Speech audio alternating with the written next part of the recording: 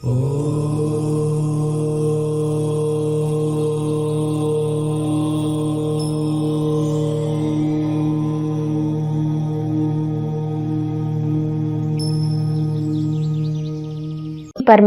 है परम पवित्र, पवित्रता के सागर। और वो यही चाहते हैं कि जैसा मैं हूं वैसे मेरे बच्चे भी बने। ऐसा ना हो कि पिता पवित्रता का स्रोत है, सागर है, और बच्चे यही कहते रहे कि मैं, क्या कहते हैं ईश्वर के सामने जब जाते हैं तो, कि मैं मूर्ख खल कामी, मैं सेवक तुम स्वामी। अच्छा लगता है ऐसे, गीत तो गाते हैं। फिर ये भी कहते हैं विषय विकार मिटाओ, पाप हरो देवा। तो बस हम सबकी ये आरती सुनकर, हम सबकी मनोकामना को पूर्ण करने, विषय विकारों को मिटाने परमपिता परमात्मा शिव इस सृष्टि पर आकर हमसे ये सत्य व्रत रखवाना चाहते हैं। तो आप सभी रखेंगे ना ये व्रत, है ना? दिल से, सच्चे दिल से, साफ मन से, केवल इस एक जन्म के लिए। इस जन्म में भी देखो हमारा कितना टाइम निकल चुका है। प्योर रहने का, पवित्र रहने का व्रत करेंगे। सबसे जरूरी है दृष्टि की पवित्रता, क्योंकि जब हम कुछ देखते हैं, गलत देख लेते हैं, केवल खराब चीजें नहीं देखते, अपितु मनुष्य आत्मा में भी खराबी पर ही नजर जाती है ना? होता है ना ऐसे? 100 अच्छाइयां होंगी पर हमारी नजर तो बुराई पर ही जाती है। पता है क्या करता है? ऐसे करता है, वैसे करता है, ऐसा करना चाहिए, वैसा नहीं करना चाहिए। कितनी सारी बातें किसी मनुष्य आत्मा के बारे में हम सोच लेते हैं। क्या ये भगवान को पसंद है? ज्यादा दिन नहीं, हम आज शिवरात्रि के एक दिन भी एक व्रत लेकर देखें, इस मन को पावन करके देखें, देखो उस आनंद की अनुभूति को जो आप बार बार कहते हो ना, पता नहीं हमारा ध्यान टिकता ही नहीं है, मन लगता ही नहीं है। क्यों होता है ये? एकाग्र क्यों नहीं होता है? मन बुद्धि उस एक से क्यों नहीं लगती है ना? जब कनेक्शन ना जुटे तो कहीं तो कोई डिस्टरबेंस है ना। कहाँ है वो डिस्टरबेंस? अंदर की इम्प्योरिटी है। प्योर कर लो तो ये डिस्टरबेंस खत्म हो जाएगी। तो क्या करेंगे? दृष्टि की पवित्रता। दूसरे को देखेंगे, किस भाव से देखेंगे? देह नहीं है, आत्मा है। आत्मा भ्रुकुटी के बीच चमकती हुई चेतन शक्ति आत्मा। तो महाशिवरात्रि के दिन मंदिर के द्वार पर जाते हैं, अंदर जाते हैं, फिर पंडित जी तिलक लगाते हैं। सबसे पहले हम स्वयं को आत्मिक स्मृति का तिलक लगाएंगे। आत्मिक स्मृति कि मैं उस परमपिता परमात्मा ज्योतिर्बिंदु शिव की संतान, ज्योति स्वरूप, आनंद स्वरूप, शक्ति स्वरूप आत्मा हूं। स्वीकार करेंगे कि मैं ये देह नहीं हूं, इसके नाम से ऊपर, इसके रूप से ऊपर बिल्कुल चेतन आत्मा, चेतन सितारा हूं। इस नाम रूप से पूर्ण रीति न्यारी हूं और उस भोले भंडारी की प्यारी हूं। तो ये स्मृति का तिलक, ये पवित्रता का तिलक हम सभी आज के दिन लगाएंगे। और इसी स्मृति से क्या, जैसे होता है ना, सांप के एक है खाल, और एक है मणि। तो यदि देह को देखते हैं, यदि खाल को देखते हैं तो डर होता है, विषैलापन यानी विषय विकार हमें डसने लगते हैं। परंतु यदि हमारी नजर मणि पर है तो सर्व प्राप्तियां हो जाती हैं। तो हमें भी एक दूसरे को जब हम देखते हैं तो खाल को नहीं देखें, चमड़ी को नहीं देखें, अपितु चमड़ी में विराजमान मस्तक मणि, उस मणि को देखें कि ये परमात्मा की संतान है। और कोई खूबी है नहीं है वो छोड़ो, पर ये उस ईश्वर की संतान है जो दुख हरता सुख करता है, जो मुक्तेश्वर है, जो पाप कटेश्वर है। तो ये स्मृति, ये आंतरिक स्थिति, ये अंदर की वृत्ति, ये दृष्टिकोण आपके भीतर को बहुत ही शुद्ध कर देगा, अंदर से हमें पावन कर देगा। तो सबसे जरूरी है दृष्टि की पवित्रता का व्रत करना, अंदर की वृत्तियों को शुद्ध बनाना। चेक करें मेरी नीयत में कहीं खोट तो नहीं है। जब किसी व्यक्ति को देखती हूं, किस लिए देखती हूं, क्यों मिलती हूं, अंदर क्या भावनाएं हैं, कुछ लेने की, कुछ पाने की, कुछ स्वार्थ की, मैं मेरे की, ये मेरा है, मोह माया की, क्रोध की, लोभ की, अहंकार की। अगर ऐसा है वृत्ति में, वृत्ति शुद्ध नहीं है, पवित्र नहीं है। अगर अपवित्रता है तो शिव की साधना नहीं हो सकती, क्योंकि उस भोले भंडारी को भोले बच्चे बहुत पसंद है, इनोसेंट। ऐसा नहीं है कि फिर छले जाएं, कोई कुछ धोखा दे दे और धोखा खा ले। यह है माया से, विकारों से इनोसेंट, है ना। कारोबार के अंदर आपको युक्ति युक्त कार्य करना होता है, समझदारी दिखानी होती है, परखने की शक्ति, निर्णय करने की शक्ति लानी होती है। परंतु इन विषय विकारों से, इन विकृत भावों से इनोसेंट बन जाओ तो अपने आप ही सुख सागर के सुख आपको मिलने लग जाएंगे। तो शिव भोले भंडारी को ये अंदर का भोलापन, ये सादगी, ये सरलता जो एक छोटे बच्चे में होती है, निश्छलता, छल नहीं है, कपट नहीं है, वो बहुत पसंद है। ये व्रत रखना है दृष्टि की, वृत्ति की, फिर ऑटोमेटिकली आपकी वाणी में पवित्रता आ जाएगी, शुद्धता आ जाएगी। शब्दों में बनावट नहीं होगी, शब्दों में देहभान नहीं होगा, अंदर कुछ और बाहर कुछ और नहीं होगा। बहुत स्मार्टनेस दिखाते हैं लोग, शब्दों के साथ खेल जाते हैं, है ना। क्या करते हैं, ये स्मार्टनेस है। भगवान को ये स्मार्टनेस पसंद नहीं है। भगवान चाहते हैं कि हमारा मन अंदर से शांत हो। शब्दों के अंदर सुख का भाव, माधुर्य भाव, औपचारिकता वाला माधुर्य नहीं ना। कई बारी वैसे मीठा मीठा बोल के कुछ गड़बड़ भी करते हैं, नहीं, अंदर से स्वीटनेस हो।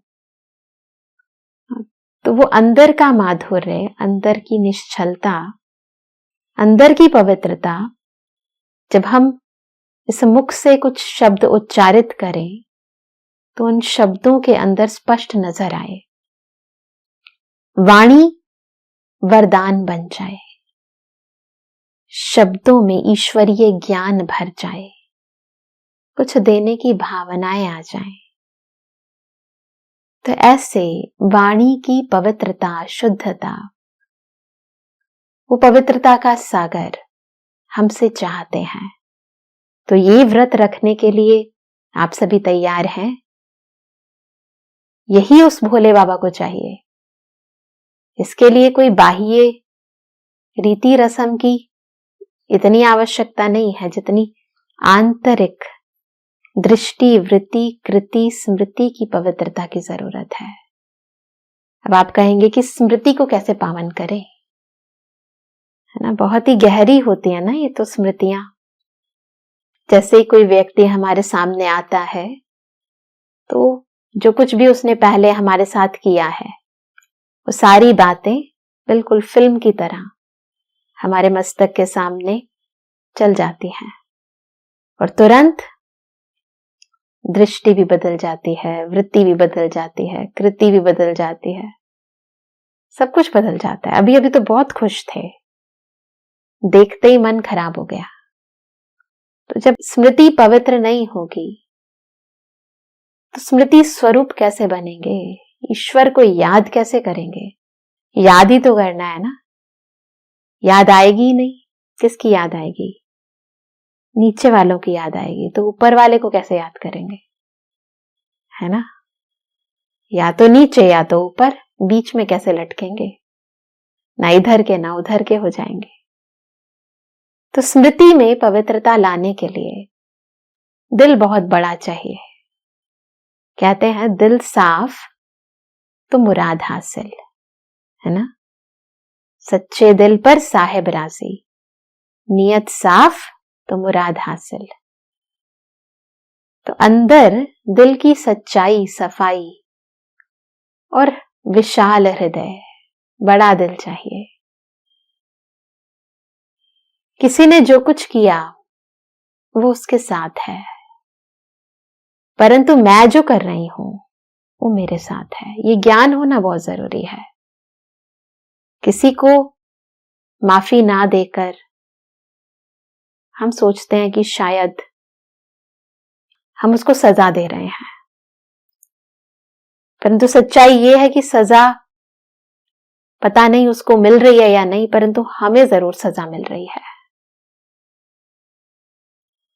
जब उसको माफ नहीं करते ना तो खुद को बहुत बड़ी सजा दे रहे होते हैं। अंदर दिल नहीं मान रही होती है, पर सोच रहे होते हैं शायद वो सजा भोग रहा है, मैं उससे बात नहीं कर रही, उसका पता नहीं, पर हमें जरूर सजा मिल रही होती है। ये जो दिलों में दूरियां आ जाती हैं, है ना, रंजिशें आ जाती हैं, किया उसने है, सजा हम खा रहे होते हैं। खुद से पूछे, ऐसा होता है ना? सजा खुद खा रहे होते हैं, तो उसके लिए थोड़ा बड़ा दिल रखें, माफ कर दें। भगवान को ऐसे बड़े दिल वाले भोले बच्चे बहुत पसंद हैं, सरल हृदय वाले। किसी ने कुछ गलत भी किया, सहजता से माफ कर देने वाले, जैसे भोला भंडारी करता है। न जाने कितनी बार हम उसका अपकार करते हैं, पर फिर भी वो हमारा उपकार करता है। कैसे करते हैं अपकार? करते हैं नहीं करते? सब करते हैं। कैसे करते हैं? जब हम कहते हैं कि ईश्वर सर्वव्यापी है, परमात्मा को कहते हैं सर्वव्यापी है सर्वव्यापी, कण कण में है, पत्थर में है, भित्तर में है, हर जगह ईश्वर है, वो शिव है, सब जगह है। हमें लगता है हम उनकी बहुत महिमा कर रहे हैं, करते हैं, ये महिमा है। हाँ, किसी से बहुत प्यार हो जाता है तो ऐसा होता है कि हमें ऐसा लगता है कि जहां देखूं, जिसको भी देखूं तो वही नजर आता है। प्यार में आत्मा प्रेम विभोर हो जाती है तो उसे लगता है कि सब जगह जिधर देखो वही नजर आ रहा है वो। तो ये अंदर की बहुत ही गहरी सूक्ष्म प्रेम भावना है। तो प्रैक्टिकली भगवान सब जगह हो, कण कण में हो, पत्थर भित्तर में हो, तो फिर मंदिर जाने की क्या जरूरत है? तुझ में भी है, मुझ में भी है, तो फिर जंगलों में भटकने की क्या जरूरत है? भटकते हैं ना लोग ईश्वर प्राप्ति के लिए, कंदराओं में, गुफाओं में जाकर। अभी भले ना करते हो, अभी भी है वैसे बहुत सारे एरियाज हैं ईश्वर प्राप्ति के लिए, बहुत तपस्या करते हैं ऋषि मुनि।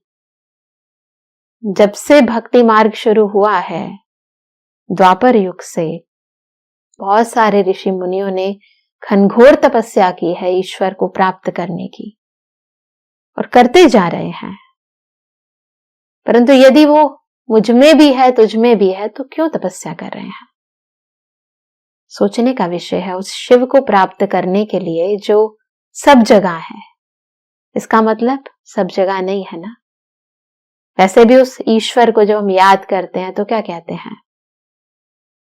ऊपर वाला जाने, नीचे वाला जाने कहते हैं?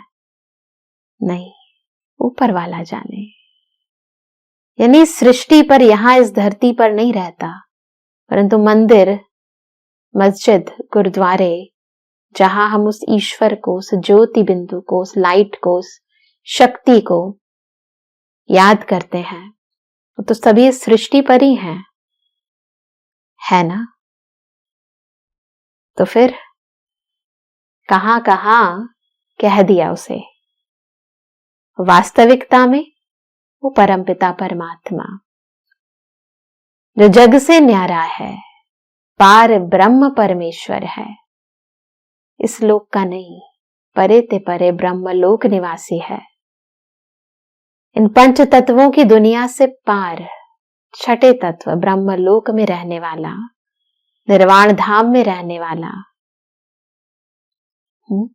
स्वीट साइलेंस होम, शांति धाम में रहने वाला ईश्वर है, परमात्मा है, गॉड है, अल्लाह है, शिव है। शिव शब्द का अर्थ है कल्याणकारी। हम सबका सदा कल्याण करने वाला है। ऐसा दाता, ऐसा विधाता है, ऐसा वरदाता है, जो जब इस सृष्टि पर आता है तो बस प्रतिपल देता ही रहता है। उसी को हम त्रिकालदर्शी भी कहते हैं, त्रिलोकीनाथ भी कहते हैं, त्रिदेव भी कहते हैं। इन गूढ़ अर्थों को हम बहुत ही गहराई से अपने आने वाले सेशंस में जानेंगे। तो अभी हम पहला व्रत जो हम शिवरात्रि पर रखते हैं कि मैं एक शुद्ध पवित्र आत्मा हूं, इस स्थिति में स्थित होंगे। कुछ पलों के लिए सभी एकाग्रचित हो जाएं। इस देह से अलग, पंच तत्वों से निर्मित इस शरीर से बिल्कुल भिन्न मैं पवित्र, शुद्ध, ज्योति बिंदु आत्मा हूं। भ्रुकुटी के मध्य विराजमान हो जाएं। मैं पवित्र हूं, मैं शांत हूं, मैं शक्ति हूं। बिल्कुल मेरे ऊपर शिव भोला भंडारी परम ज्योति लाइट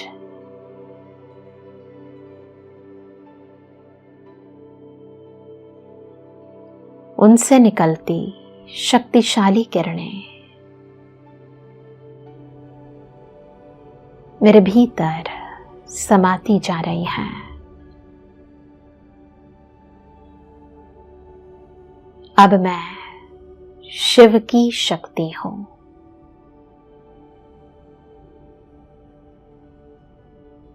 मेरे चारों ओर सभी मनुष्य आत्माएं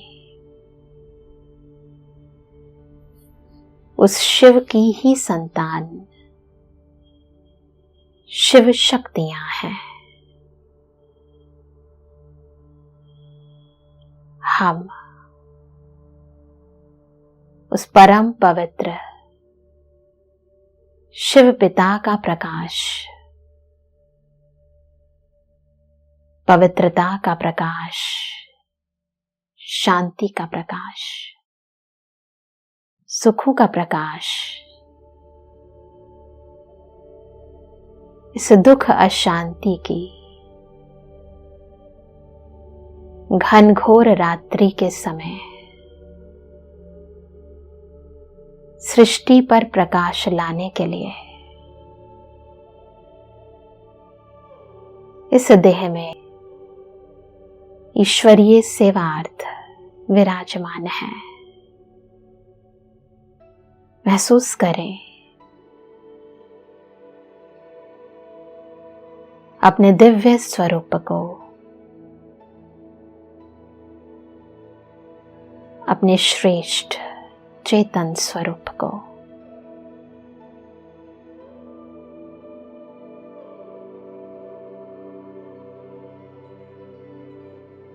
ओम शांति। तो अंतर के प्रकाश से बाहर को प्रकाशित करने की यह विधि है। परमात्म सर्व प्राप्तियों को स्वयं में समाने की यह विधि है, जिसे हम राजयोग भी कहते हैं। कई लोग इसे शिव योग भी कहते हैं, जिसे हम साधना भी कहते हैं। तो इस बार शिवरात्रि को हम सभी बहुत ही गहराई से समझेंगे और अपने जीवन में, अपने संस्कारों में, अपने स्वभाव में एक परिवर्तन लेकर आएंगे। तो एक बार फिर आप सभी को स्वयं परमपिता परमात्मा की जयंती की बहुत बहुत शुभकामनाएं। ओम शांति।